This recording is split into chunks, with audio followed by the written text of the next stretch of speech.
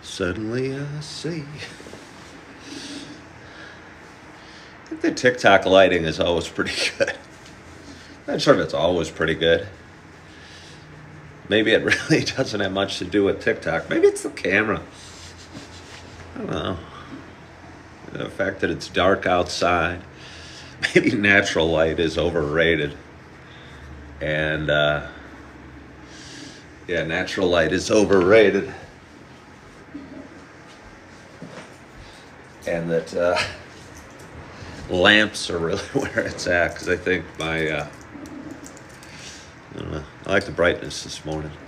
Hello, Crypto Kahuna. Hello, Rochelle. Hello, David. Sorry, I'm just getting my socks on. It's a little chilly in my room this morning. The air conditioning was blowing as I got out of bed right near the end of my gratitude that I was thinking about. And it was kind of cold. I've got like a sheet and a slightly heavier version of a sheet, or it's between a sheet and a very light blanket, then kind of a normal blanket, and then a little bear's blanket I have that I sleep in my room. And because it's got so many layers, I mean, if they all stayed nice and evenly on top of me during the night, it'd probably work out pretty well. Hold on, I have to sneeze. It'd probably work out pretty well. But I kind of kick and turn, and I'm old, and my shoulder gets sore, and I roll on one side, and sometimes some of the covers will be off. And I laid there this morning, and I'll get to the details in a little bit, and just going, okay, well, I wish I would have slept in a little longer, but I'll think about some things I'm grateful for. And then the air conditioning kicked on, and it blows right on my bed, and I was going, and I added air conditioning to the things I'm grateful for. Because life is certainly better with air conditioning than without. And I could have looked at it as, wow, it's freezing in here. This sucks. I'm cold. But I found a way to be happy for my air conditioning. Anyway, good morning. Good morning. Good morning to you. My name is Ken Tracy, and this is Coffee with Ken. It is Thursday morning. What an eventful morning it already feels it's been. It is October 10th. Sometimes my nephew watches my show or watches some of my videos. It's his 30th birthday today. I just want to tell him his Uncle Ken's thinking about him and loves him, and hopes he has a wonderful, wonderful day. But again, it's Thursday. It's October 10th. It is 6:08 a.m. Happy Thursday. This is a little show that I have been doing for quite some time. It is a show about me talking. It is a show about me sharing some feelings, sharing a little bit about the ups and downs we have in life, kind of sharing the journey of one man's journey as he navigates his way through life. Through life. Wow, it sounds so big when I put it that way. Sounds so hugely important. Aw, Tara Gifter, thank you for the pumpkins you just sent me. Did I call you Tara Gifter? Tara Jacobs. Sorry, I was reading what it said. Tara Jacobs, thank you. Good morning, Teddy Kizzy. Good morning, G Tortilla. Thank you all for liking the live. I really appreciate that. We're getting off to a quick start today. Oh, excuse me. But anyway, as I was saying, it's a show about me talking. Kind of sharing some things. But for those that have been watching a while, I really do, Teddy. For those that have been watching a while, you know it's not just a show about me talking. You know, it is also a show about me sharing my love of coffee. And with that in mind, I have a nice hot cup of coffee in front of me. And I am so excited to have it at this early hour on this Thursday morning. One of the things I was grateful for as I was laying in bed, obviously, usually I think of my kids and the roof over my head and the sleep that I've gotten and the job that I have. And I usually kind of round it out with coffee because, I do a Coffee with Ken show and I'm looking to get out of bed at this point with some gratitude and figure what better way to be grateful for my coffee. And I go, hey, I'm going to make a big pot of pumpkin spice. Climbed out of bed. Somebody asked what the phrase is underneath the logo on my shirt, and it's good morning, good morning, good morning to you.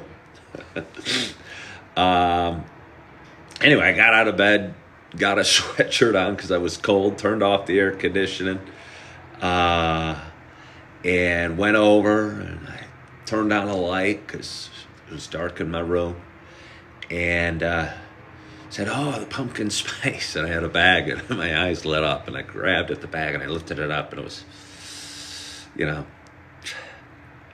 just a little bit at the bottom of the bag. And I'll tell you what, I talk about gratitude, but I always qualify it and say, I don't just float around thinking in gratitude all the time. I mean, I go through regular emotions. And my first emotion I came across when I discovered my pumpkin spice was just about empty, was, oh, crap. I go, oh, crap. Then I looked and I said, there was a barely dust at the bottom of the bag of Starbucks Sumatra. Poured that in. It still wasn't enough. And I topped it off with my smoked butterscotch. But my point is, I could be bummed about it. And maybe, just a little bit, I am, that I don't have a nice hot piping hot cup of pumpkin spice coffee. But I'm excited that it's a hybrid. I'm thankful for the coffee I have. And I looked at it as an opportunity to clean off some of the clutter that was on my counter this morning because I had random bags of coffee that were just about out. Now they're in the garbage. But anyway, I'm excited to have my first sip of coffee. Chip, you say it sounds like I'm going coffee shopping. I probably need to. I have about a bag and a half left there. But I'm excited to have my first sip. I hope wherever you are and whatever you're doing, I hope you got a nice hot cup of coffee in front of you as well. Cheers to us. Oh.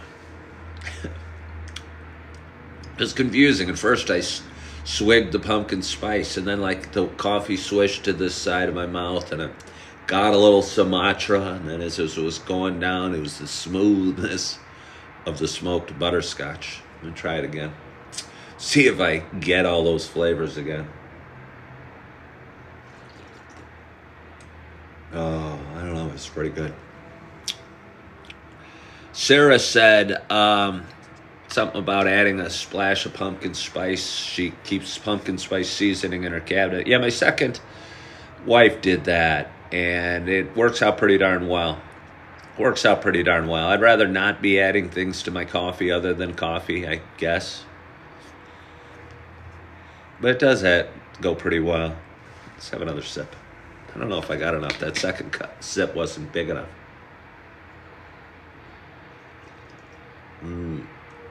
Oh, it's good. So it's Thursday morning. How you guys doing? I am feeling. How'd you sleep? I slept fairly well. I really, really, really enjoy sleep lately. But I've got some things going during the night, and I'll get to them in a minute. A lot of things going in my life. I stay in an extended stay. I'm twice divorced. I switched careers from a real estate agent 2 years ago, and I've kind of been bouncing around and waiting tables recently, and been picking up every shift I can and bringing a great attitude and working hard and doing my best. But we get paid on Thursdays. And the first 2 paychecks I got from my job, and I like my job. I'm good at my job, and I think it's a great job for me. But we get paid every Thursday, and sometimes, I don't know. I'm a man of action, not words, and I look forward to being able to send off various financial responsibilities as soon as I can. So I woke up at like 2:30 in the morning, and I go, okay, well, I'm gonna set. And I wouldn't recommend this for you guys, but it's just kind of how I do things. I was awake. I figured I might as well be productive. I know it always feels good to send out my 2 child support checks and any other bills I may have. And I know my ex-wives probably like waking up and seeing a little more money in their account.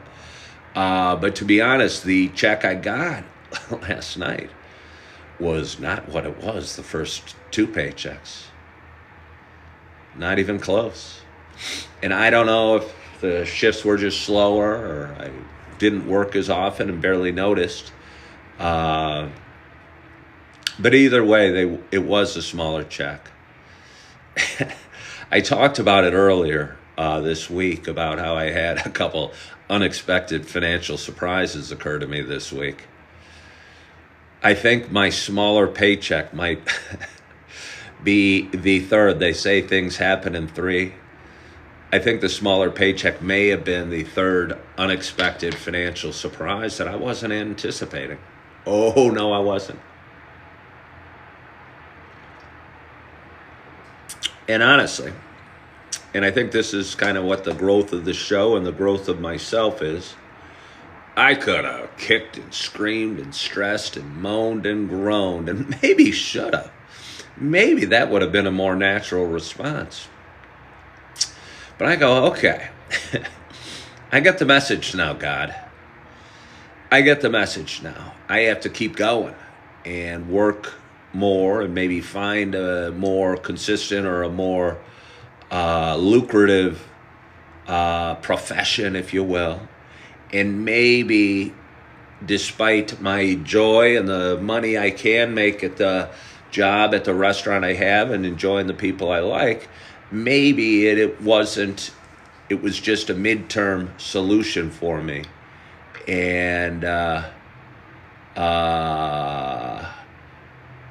one that I need to not pause on for too long. Christine asked, why was it a surprise? Well, because I don't write down how much I make every night or honestly even write down my hours. I just ask to be scheduled as often as I can and pick up any shifts I can and let the chips fall as they may as best I can. And the chips fell as they may, and I wasn't thrilled with how the chips fell. You know, it'll be okay. It'll be okay. But it's not what I need or not. I mean, it's not what I want for sure, and it's not even what I need. And that's okay. That's okay. Just means it isn't a stopping point. It's not a stopping point. It's a rest stop. And maybe that's all it's designed to be, is a rest stop. And that's okay. You know, that's okay.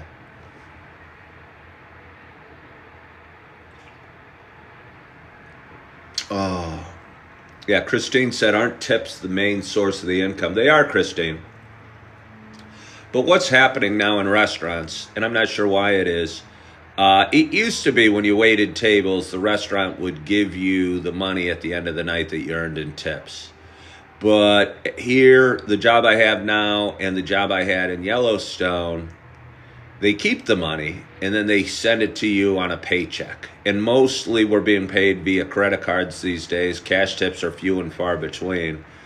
So they keep the tips and then they pay you every 2 weeks.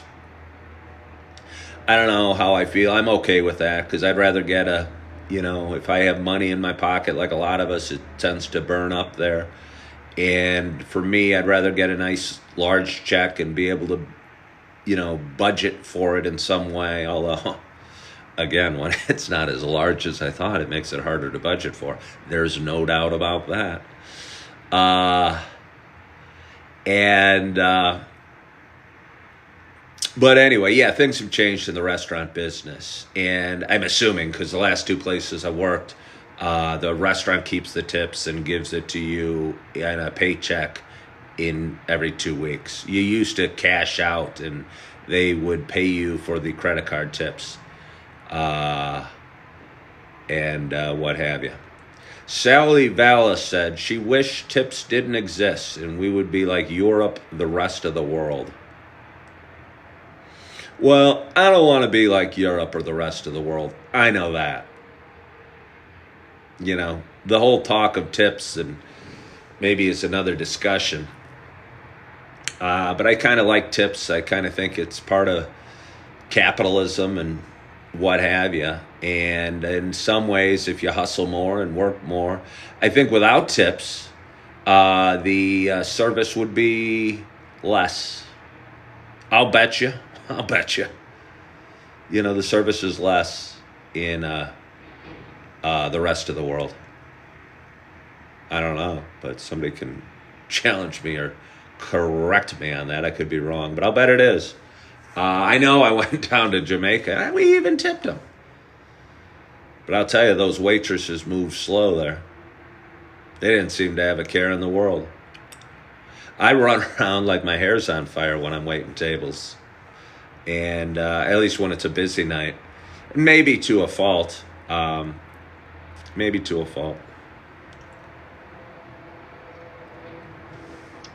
think I have a lot to say today. Can I go get a topper on my pumpkin spice Sumatra smoked butterscotch coffee? Yeah. If you guys need a little more coffee, go get some. And keep liking my lives. Keep liking the lives.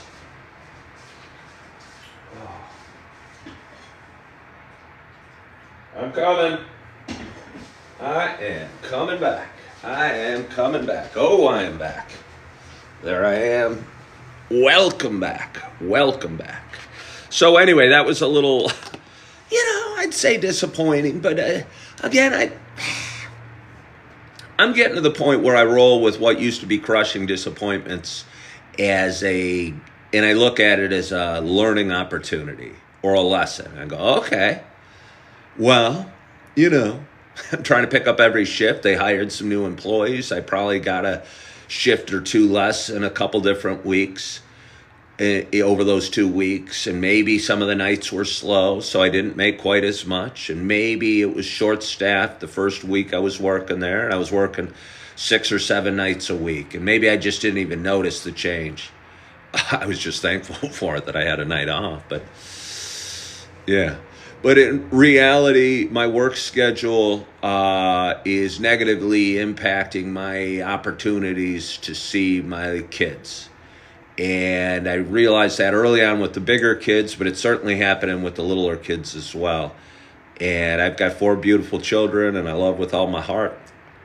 I'm going to see one of them cheer at a football game tomorrow night, but I had to take off. Remember it a few weeks ago and take off Friday because I usually work most Fridays.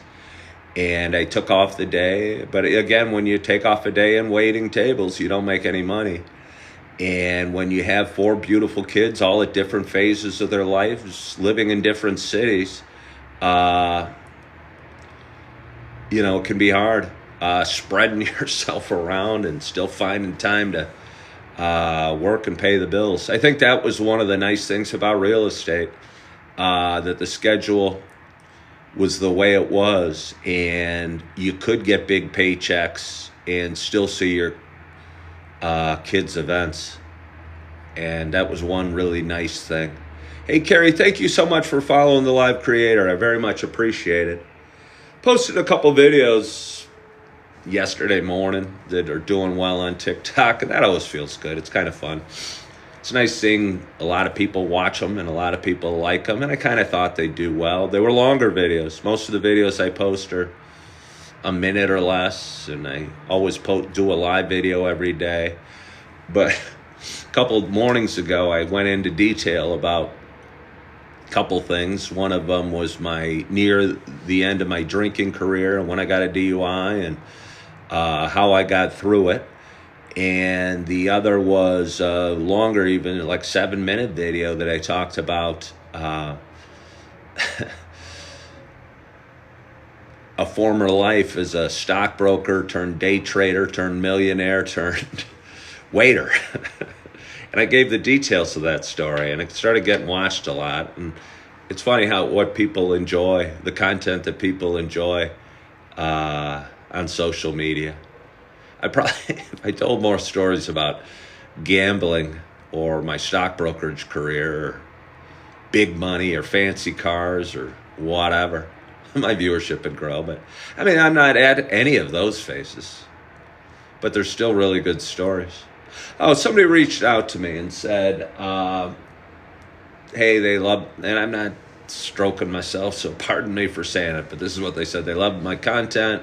I'm a really good speaker. They'd like to be better at speaking. How can they go about getting better at speaking? And this was at like 2:30 in the morning, right after I'd checked my check I'd gotten, and I'm going, crap, how am I going to pay my bills? But then I said, oh, lesson learned. This is just a stopping point, not a final destination. I'll get to that in a minute. So anyway, I got the message of the guy asking how he becomes a better speaker. And I think certainly I think we're all blessed with different gifts. And I think was born as a talker a little bit. But I was thinking about how I could answer it as succinctly as possible. And I said, well, just like everything in life, you get better by practice. And I thought about it. It was 2:30 in the morning, so I didn't write a long answer to him. I was hoping to get back to sleep. But if he's watching right now, what I'd recommend if you want to get better at talking is start talking more. If you want to get better at, go live. Go live right now. Tune me out, turn yourself on, push go, and start talking. And you might suck the first day, and you might suck the first month, and the first week, and the first year. But I'll tell you what, you'll get better. I can promise you that. I don't know how good you'll get. I think we all have certain gifts, as I was saying.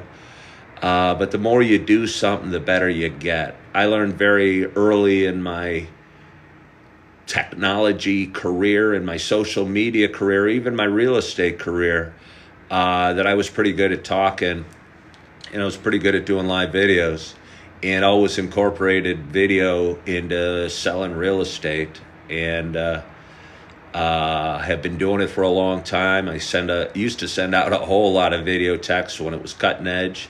I still do. I mentioned it was my nephew's birthday today. I could just send him a text, happy HBD, which is kind of lame. It means you were cutting time and you didn't want to write out the words.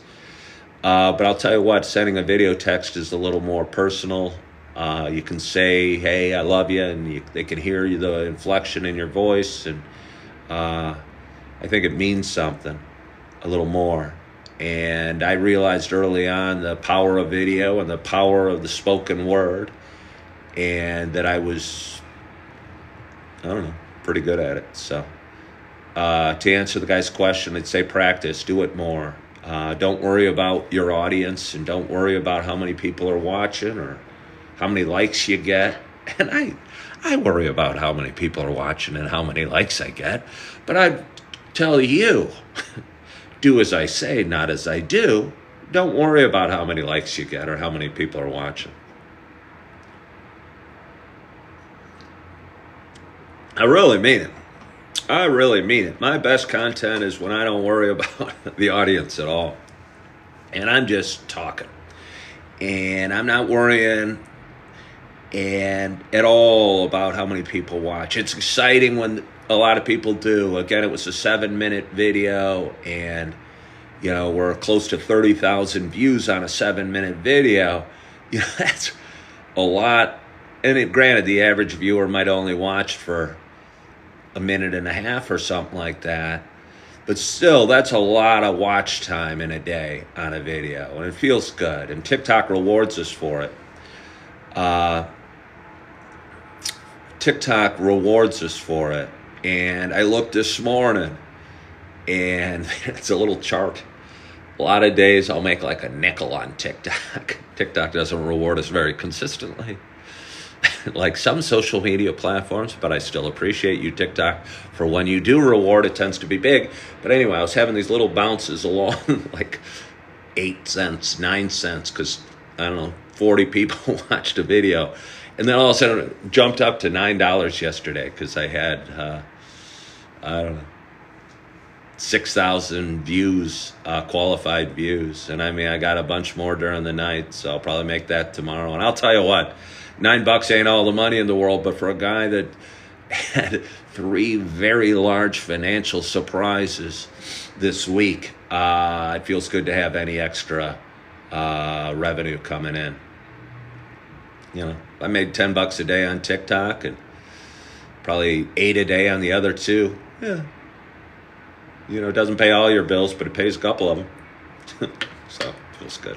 And I get all this stuff off my chest. Oh, Vendetta. I just talked about one of the financial surprises. But the details of mine don't matter. The details of mine, that's just the salacious details. Because the point of me doing this is we all have our stuff. And whether it was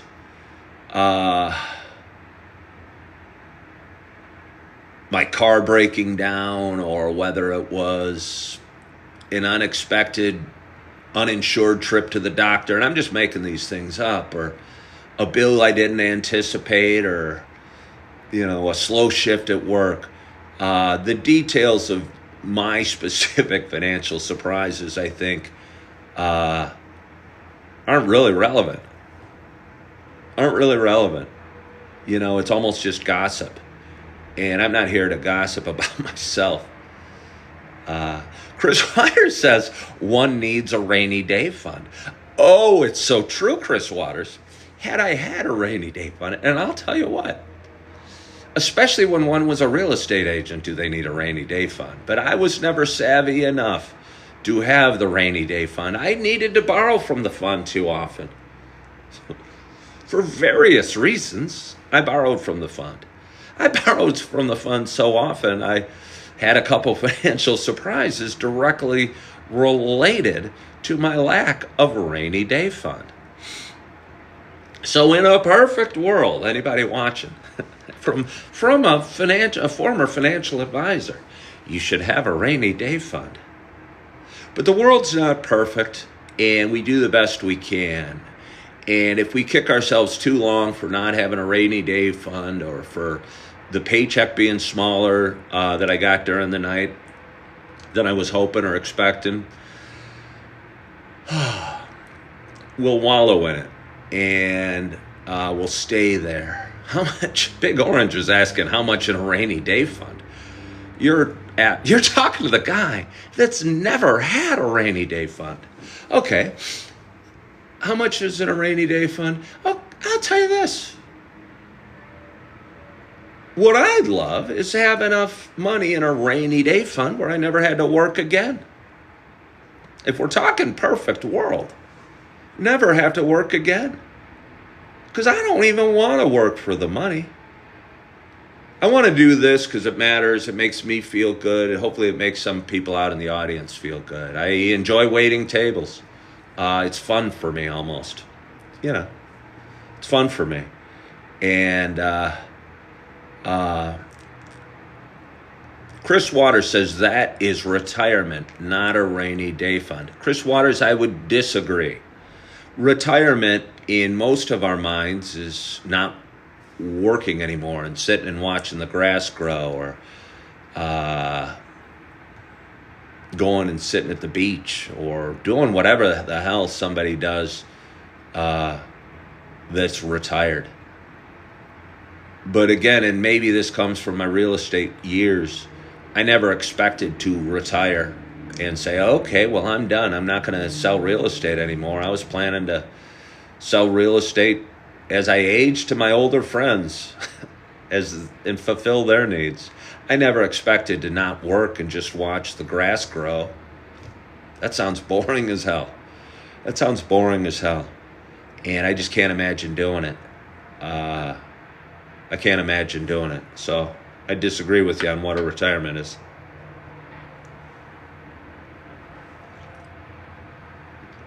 But anyway, challenges do come across our plate from time to time.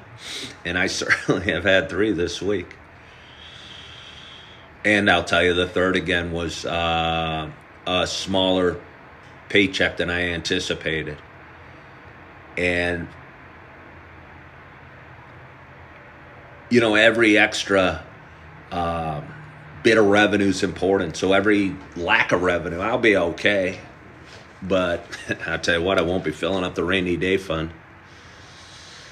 Let's see here. Oh, I got a few other thoughts. I took some notes during the night. Sometimes it's good for anybody anxious out there and you want to put some of the anxiety away, just write down your thoughts on a piece of paper. Because I think when you wake up during the night and you're going, okay, well, I got to call and make that doctor's appointment. If you struggle with anxiety like me, and I'm making that up, I do not have to call and make a doctor's appointment. But for some reason, that sort of thing stresses me out. And then I don't want to forget about it, so I keep thinking about it. And I'll tell you what, just writing the stuff down, and maybe we all know it, but here's a simple reminder, takes it out of your mind and puts it down on paper. Even something simple like calling my nephew and saying happy birthday, wrote down just because I didn't want to be thinking about it during the night.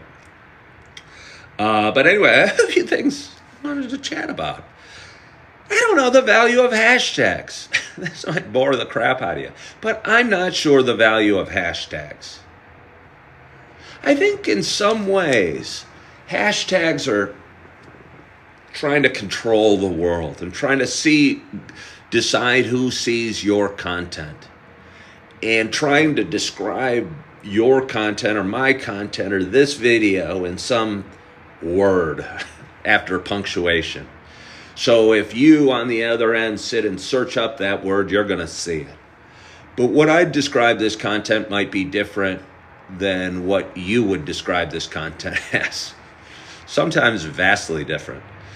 And because of that, me trying to call it inspiration or sobriety or financial highs and lows or divorce or extended stay, I think you're trying to maybe control things more than you should. And I think for me, putting it in God's hands or the algorithm's hands or whatever would work better.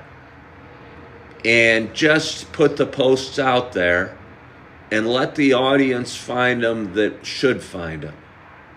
Because me calling it inspiration,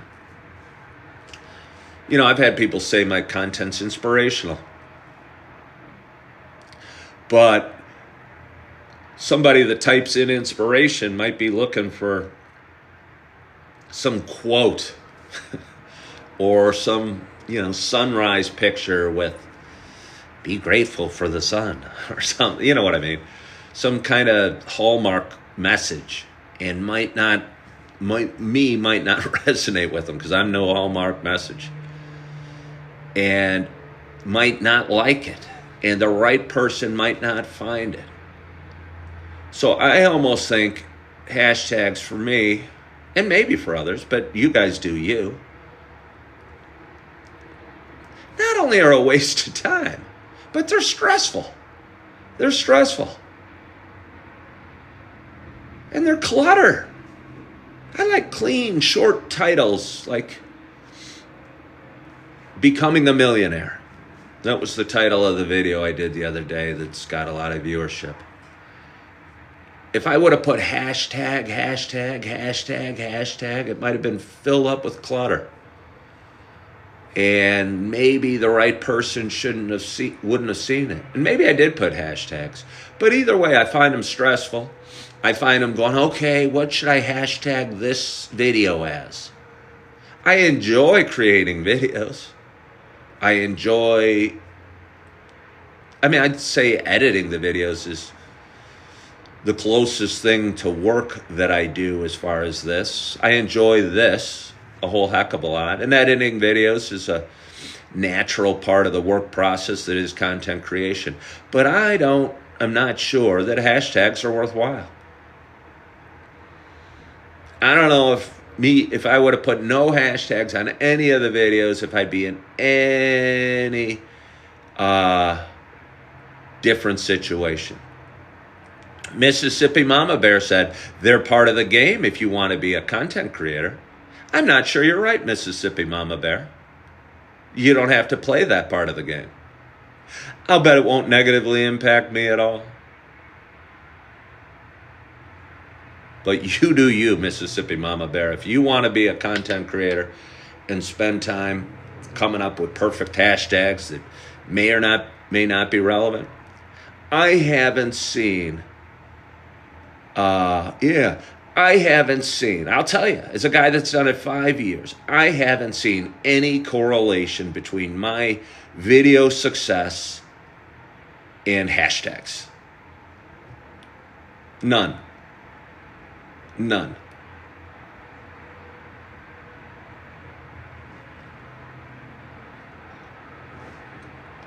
I had my ex-wife helping me a lot with some of the video production, and she'd do beautiful things. She'd work hard on the hashtags. She would research how to increase the viewership through SEO and through hashtags and through the fancy, what are they called, thumbnails that go on the videos. And she'd spend hours doing it, and I thought they looked beautiful, and I so appreciated her effort. But I hated to tell her, hey, it looks beautiful, but I don't think anybody more is watching my video because it's got a beautiful thumbnail. Or because it's got these 6 different hashtags. I don't see viewership changing at all. So that's my thought on hashtags. What else did I write down? Creative sales strategy, getting better. Public speaking. I talked about it the other day when I had my first 2 financial surprises of the week, how I put my resume together and I sent it out and sent it out to, maybe 10 or 15 different jobs online. And I actually got a couple people calling back, but a couple things happened to me yesterday that made me wonder if I wanted to pursue those careers. And they were both car sales jobs that called back. One was for a German car company, and one was for another high-end company.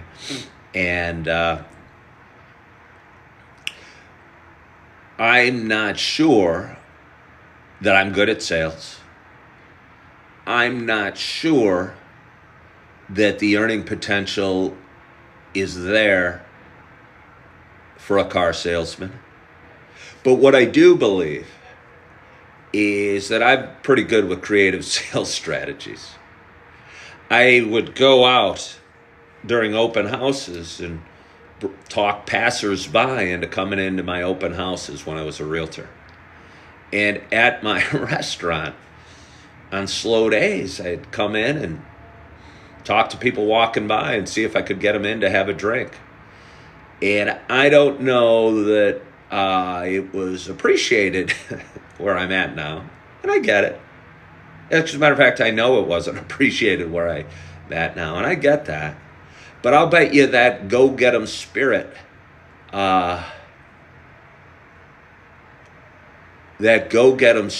would be appreciated in a car dealership. Yeah, I bet it would. I bet it would. And I bet naturally who I am, like I'll go up to my other tables that aren't mine and I'll clear plates, and hopefully we're all doing that a little bit at the restaurant. But I'll strike up a conversation, see how their food was, see how their dining experience is going, and see how they're doing. And I think when you're in a restaurant, other waiters might not appreciate that because maybe they feel they're getting their toes stepped on, or I don't know, you're stealing the whatever glory it is in serving tables. But I'll bet you, in the world of car sales, that kind of go-get-'em spirit would be appreciated. And that sort of, I don't know. Okay, Mississippi Bear, how would you creatively sell a luxury car? You can afford it or you can't. But if people don't know you sell cars, you're never going to sell them a car. And one thing I know people out there in the world like are beautiful homes and real estate and beautiful automobiles. Those are two things I know. I mean, beautiful women, beautiful boats, doing videos inside of cars, going, hey, look at this 2025 sports car that just came out today, just came on our lot today. Oh, the smell of the leather, the sound of the stereo, the wind blowing through my hair is just amazing. Come on down to the dealership and take it for a test drive. Things like that. Beautiful pictures of cars. Lisa Smith said car sales are commission-based, correct? And I was just talking about that. I was saying, hey, I'm not sure. I'm not sure about the earning potential of car salesmen. And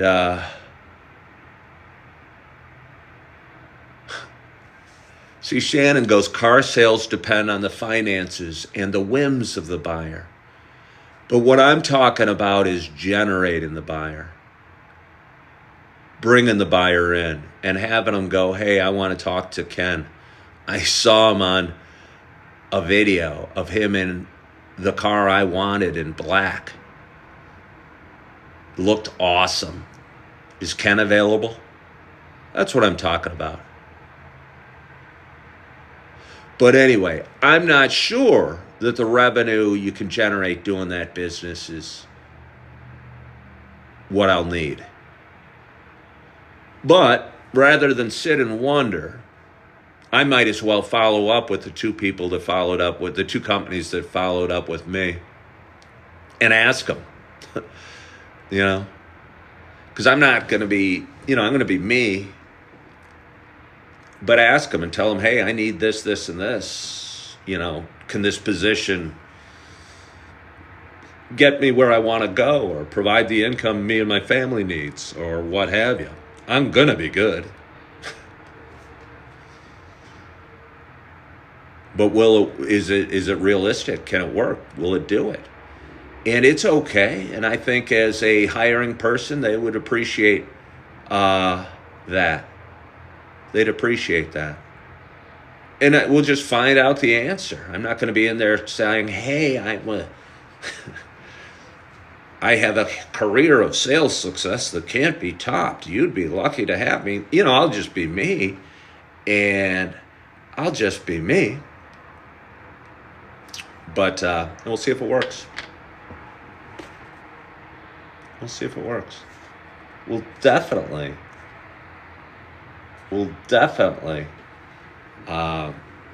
get some answers.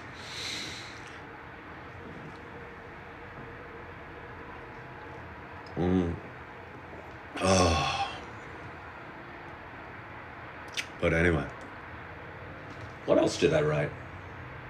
I don't even know what else I wrote.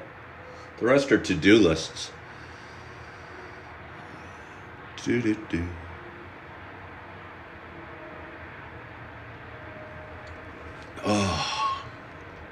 But anyway, it's Thursday morning. How long have I been talking? about 50 minutes. 50 minutes seems like a good amount of time to do my show. Oh, I know what I wanted to say. I'm excited about the day because I think when we're given challenges and what we need to do suddenly becomes clear in front of us, we have more purpose and passion for our day. The last couple days, I wasn't working at night. I didn't have shifts to do. And I honestly wasn't totally sure how I was going to fill my day. And because of some surprises or some challenges that came across my plate, I'm you can either let surprises or challenges beat you down, or you can raise up and stand up and do what you need to do. I think God lets us know, perhaps, when the path we're on needs to be adjusted. And I think perhaps relying on waiting tables or serving as a full-time career might have been a mistake or a miscalculation on my part. By the way, there's a praying mantis on my window. I'm going to try and show it to you. I've only seen a couple, 3 praying mantises in my life. But do you see that? I don't know if you can see it. I hope you guys can see that. Can you see that praying mantis? I think I've only seen like 3 in my life. I'm 56 years old. And for some reason, in late October or mid-October or early October, depending on who's talking, there's a praying mantis on the screen outside my window. Chip says it's a sign. I don't know what it's a sign of, but I'll go with that. I believe it's a sign. I wonder what it could be a sign of. I hear the female praying mantises eat their mates. Don't get me started. But anyway, it's Thursday morning. Hello, bug. I generally don't like bugs, but those are so creepy. Those are so creepy. They're pretty cool.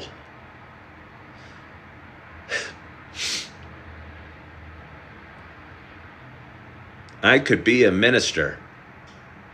Collection plate money is rich these days. Well, I don't think the minister is supposed to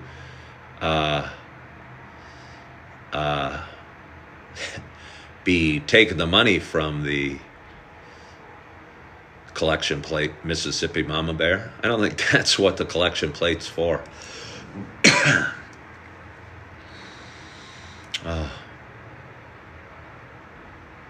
But I'm excited about my day.